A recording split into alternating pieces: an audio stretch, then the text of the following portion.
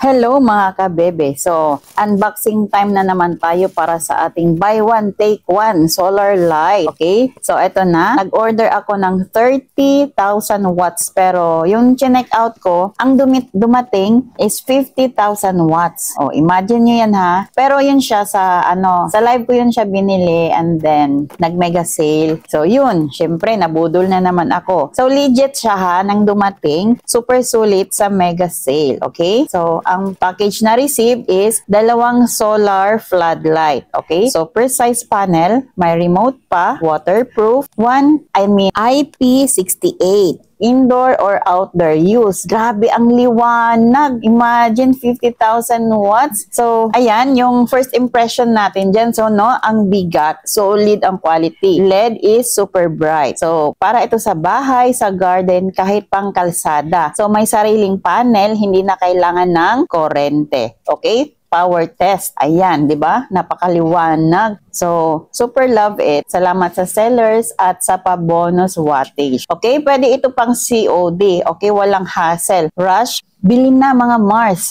habang may promo pa, okay?